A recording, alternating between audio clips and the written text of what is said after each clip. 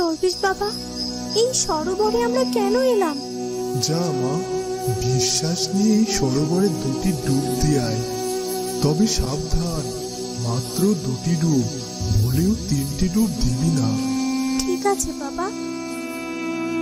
আলো সেই সরোবরে গিয়ে পরপর 2টি ডুব দেয়, আর তখনই তার শরীরের রং কোচবরণ থেকে শুভ্রবরণ ধারণ করে, আর তার শরীরে সেই জীর্ণ শাড়ি বদলে একটি সুন্দর পোশাক চলে আসে। আর কি যে বলো মা, এরকম এক রাজকন্যাকে তোমার কেন চেনা লাগবে বলো? তুমি কি কখনো এর আগে এরকম রাজকন্যা দেখেছো? না না, এরকম রাজকন্যা কোথায় দেখবো বলতো?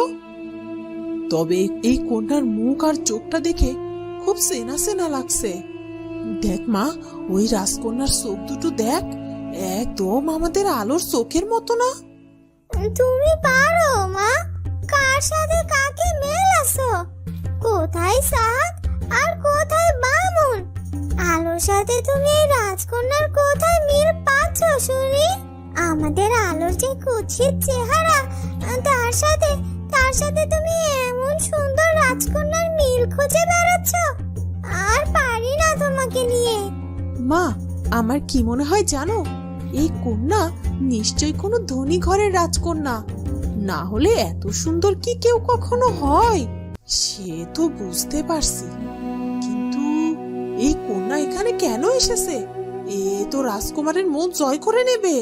হ্যাঁ মা, দেখো রাজকুমারও কেমন ওই কন্যার দিকে এক দৃষ্টিতে তাকিয়ে আছে। এখন তো আমার দিকে আর একবারও তাকাবে না। তোমরা রাজকুমার নিয়ে কেন পড়ে আছো? রাজকুমারের সাথে কি আর আমাদেরকে মানায় বলো? দেখো, ওই রাজকন্যাটার সাথে রাজকুমারকে কি সুন্দর মানিয়েছে। ওদিকে সেনাপতি পুত্র ভাবতে থাকে কি করে রাজপুত্রের ক্ষতি করা যায়। আগে রাজপুত্রের সাথে আমার বন্ধুত্ব করতে হবে, তারপর রাজপুত্রের বন্ধুত্বের সুযোগ নিয়ে আমি তাকে হত্যা করব। কিন্তু যখনই রাজপ্রাসাদে যায়, রাজকুমারকে তো খোঁজেই পায় না। সে বেশিরভাগ সময় প্রাসাদের বাইরে থাকে। প্রহরীকে পাঠালাম রাজকুমারের খবর আনতে, কিন্তু এখনো তো এলো না সে। তখনই প্রহরী চলে আসে। এতটা সময় লেগে গেল তোর আসতে? হুজুর, রাজপ্রাসাদে তো জলসা বসেছে, আর সেখানে রাজ্যের সব সুন্দরী মেয়েরাও এসেছে, আর সেই জলসায় পরীর মতো একজন সুন্দরী রাজকন্যা এসেছে। কি কি বলছিস? জলসা আর সুন্দরী রাজকন্যা? তাহলে কি ওই রূপনগর রাজ্যের রাজকন্যা সোহিনী, যার সাথে রাজপুত্রের বিবাহ ঠিক হয়েছে? না না, রাজকন্যা সোহিনী অনেক সুন্দরী, কিন্তু এই কন্যা যে তার থেকে অনেক বেশি সুন্দরী, যার দিকে তাকালে আপনি আর চোখ ফেলাতে পারবেন না। কি বলছিস, তাই নাকি? তাহলে তো ওই কন্যাকে কিছুতেই হাতছাড়া করা যাবে না। চল, আমি নিজে গিয়ে ওই কন্যাকে দেখতে চাই, আর তার সাথে সাথে রাজকুমারের সাথে বন্ধুত্বটা সেরে ফেলি। এই বলে রাকেশ সেই প্রহরীকে সাথে নিয়ে রাজপ্রাসাদের উদ্দেশ্যে রওনা দেয়। সত্যি বাবা, তুই যাকে পছন্দ করেছিস তার রূপের কোনো তুলনা নেই। আমার খুব পছন্দ হয়েছে। রাজপুত্র আলোর কাছে যায়। আলো, তুমি এসেছো আলো? সেই কখন থেকে আমি তোমার জন্য অপেক্ষা করেই যাচ্ছি। রাজকুমার, আমার জন্য তুমি এত কিছু আয়োজন করেছো, আর আমি আসবো না? এটা কি কখনো হয় বলো? আমি বুঝতে পেরে গেছি যে তুমি আমাকে অনেক ভালোবাসো। তাহলে শেষ পর্যন্ত তুমি আমার মনের কথা বুঝতে পেরেছো? সত্যি সত্যি আজ আমি ধন্য। আলো, তুমি কি আমার সাথে নাচবে? হ্যাঁ, অবশ্যই রাজকুমার। এরপর আলো আর রাজকুমার দুজনে নাচতে শুরু করে। কোকিলা, শিলা আর নীলা সহ সবাই রাজকন্যার আলোর নাচ দেখতে থাকে। মা, ও মা, আমরা কি নাচ গান করবো না? ওরা দুজনেই তো শুধু নাচছে। হ্যাঁ রে মা, তাই তো দেখছি। দাঁড়া, দেখি আর কিছুক্ষণ কি হয়। ওদিকে দরবেশ বাবার নাগরানী আলো আর রাজকুমারকে একসাথে দেখে অনেক খুশি হয়। দরবেশ বাবা, দরবেশ বাবা, আজ আমার সত্যি খুব ভালো লাগছে। শেষ পর্যন্ত ওরা দুজন দুজনকে বুঝতে পেরেছে। আর দেখুন, ওরাও কতটা খুশি আজ। হ্যাঁ নাগরানী, তবে সময় যে পার হয়ে যাচ্ছে, আর কিছুক্ষণের মধ্যে রাত্রির দ্বীপ্রহর হয়ে যাবে। এখনো তো আলো ফিরে আসার কথা ভাবছে না। রাত দ্বীপ্রহর হওয়ার সাথে সাথে তো আলো আবার তার মলিন বেশে ফিরে আসবে। তখন তো ওকে সবাই চিনে ফেলবে। তাহলে দরবেশ বাবা, আলোর আসল রূপ কোনটি? ওই কুচবরণ মলিন বেশ, নাকি শুভ্রবরণ উজ্জ্বল বেশ, কোনটা? এখন যে রূপে আলো আছে সেটা যে তার আসল রূপ। আলো বিধাতার অপরূপ সৃষ্টি, আর আমার আশীর্বাদে তার জন্ম হয়েছে।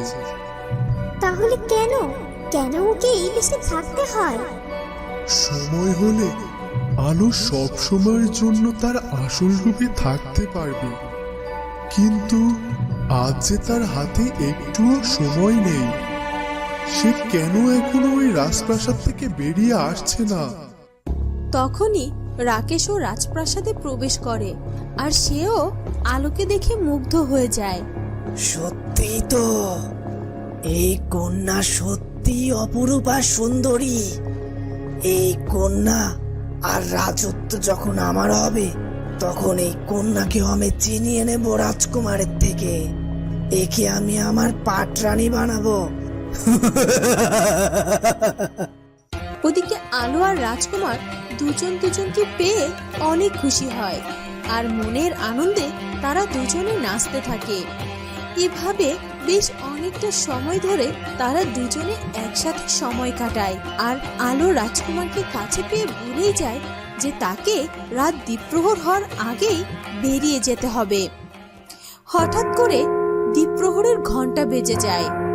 তখনই আলোর দরবেশ বাবার সব কথা মনে পড়ে যায়। রাজকুমার, আমি আর এক মুহূর্ত থাকতে পারবো না। এক্ষুনি এক্ষুনি আমাকে যেতে হবে। এ কথা বলে আলো তাড়াতাড়ি করে বেরিয়ে যায়। দাঁড়াও, কোথায় যাচ্ছ? যেও না, যেও না তুমি। রাজকুমার আলোর পেছন পেছন ছুটতে থাকে, আর আলোও ছুটতে থাকে। একসময় রাজকুমার আলোর হাত ধরে ফেলে, কিন্তু আলো রাজকুমারের হাত থেকে নিজেকে ছাড়িয়ে নিয়ে চলে যায়। আর তখনই আলোর হাত থেকে একটি আংটি পড়ে যায়। রাজপুত্র থেমে যায়। এ কি? এ তো আলোর হাতের আংটি। রাজপুত্র আলোর হাতের আংটিটা নিজের হাতে তুলে নেয়। পেয়েছি আলো, তোমাকে এবার হাতে নাতে ধরার কৌশল পেয়ে গেছি। এই আংটির সাহায্যে আমি তোমাকে খুঁজে বের করব। দাসী, যাও, সবার জন্য যে পুরস্কার রাখা আছে ওগুলো নিয়ে সবাইকে দিয়ে দাও, আর তারপর সবাইকে ফিরে যেতে বলো। আগে রানীমা। এরপর সবাইকে দাসী পুরস্কারগুলো দিয়ে দেয়। এই নিন পুরস্কার। আর হ্যাঁ, সবাই যার যার বাড়িতে ফিরে যান। ফিরে যাব? কিন্তু কোনো প্রতিযোগিতায় তো শুরুই হলো না। অনুষ্ঠান শেষ হয়ে গেছে, আর কোনো প্রতিযোগিতা হবে না। মা, ও মা, মা, আমি নাচবো না মা। না, চল, ফিরে যেতে হবে। এ কি মা, আমি এত সেজে গুজে আসলাম এখানে নাচবো বলে, আর সেসব তো কিছুই হলো না। আর রাজকুমার কোথায় গেল মা? আমি যাবো না মা, আমি রাজপ্রাসাদেই থাকবো। এ কি বুবু, তুমি এসব কি বলছো? রাজপ্রাসাদে থাকবে কেন? চলো, বাড়িতে চলো।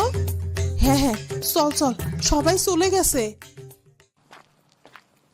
এই বলে কোকিলা তার দুই মেয়েকে নিয়ে ফিরে যায়। ওদিকে আলো তার বাড়িতে ফিরতেই সে আবারও তার আগের মলিন বেশে ফিরে আসে। যাক, রাজপুত্র আমাকে ধরতে পারেনি।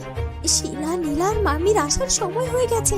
এক্ষুনি এক্ষুনি গিয়ে ঘুমিয়ে পড়ি, না হলে মামি আমাকে সন্দেহ করবে। এ কথা বলেই আলো তার কক্ষে গিয়ে শুয়ে পড়ে। আর তখনই কোকিলাও তার দুই মেয়েকে নিয়ে ফিরে আসে। কি তোমরা চলে এসেছো? তা অনুষ্ঠানে কে জয়ী হলো? বাবা, আমরা কেউ জয়ী হইনি।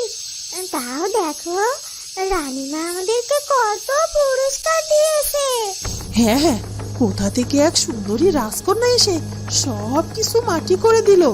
কিন্তু আলো, আলো কোথায়? ওকে তো কোথাও দেখতে পাচ্ছি না। কি যে বলো তুমি কোকিলা, এত রাতে আলো আবার কোথায় যাবে? ঘুমিয়ে পড়েছে হয়তো, তোমাদের ফিরতে দেরি হচ্ছিল, তাই আর কি আমি তোমাদের জন্য অপেক্ষা করছিলাম। সত্যি বলছো তুমি? না না, আমার কেমন যেন কিছুই বিশ্বাস হচ্ছে না। যাই তো, দেখে আসি তো আলোটা ঘরে আছে কিনা। এই বলে কোকিলা আলোর ঘরে যায় আর দেখতে পায় যে আলো তার ঘরে ঘুমিয়ে আছে। এ কি, এ তো সত্যিই ঘুমিয়ে আছে। আমি শুধু শুধুই অযথা ভাবছিলাম। আসলেই তো, কোথায় আলো আর কোথায় ওই রাজকন্যা? এই বলে কোকিলা সেখান থেকে চলে যায়। এ কি, মামি আমাকে দেখে এসব কেন বলে গেল? তাহলে কি সত্যি সত্যি মামি আমাকে সন্দেহ করছে? ওদিকে গভীর রাতে সোহিনী আবারও তপসীর কাছে যায়। আয় সোহিনী, আয়, আমি তোর জন্যই অপেক্ষা করছিলাম। তপসীমা, তপসীমা, ওই আলোকে ধরে নিয়ে আসার কি করলেন আপনি? সোহিনী, আজ সারা রাত ধরে আমি যজ্ঞ করব, আর আমি চাই তুইও আমার সাথে এই যজ্ঞে শামিল হ। আর দেখবি, কাল সকালের মধ্যেই ওই কন্যা তোর পায়ের সামনে এসে পড়বে। সত্যি বলছেন তপসীমা? এই তপসীমা কখনোই মিথ্যা বলে না। আমি তো বলেছি ও কাল তোর পায়ের সামনে হাজির হবে। হ্যাঁ তপসীমা, আর আমি ওকে এমন শাস্তি দেব যে আমার রাজকুমারের কথা কোনো দিনও সে চিন্তাও করতে পারবে না। এখন শুধু সকাল হওয়ার অপেক্ষা। তপসীমা, শুরু করুন, শুরু করুন যজ্ঞ। তপসিয়া যজ্ঞ করতে থাকে। তো বন্ধুরা, কি হবে এরপর? সোহিনী কি তার মনের আশা পূরণ করতে পারবে?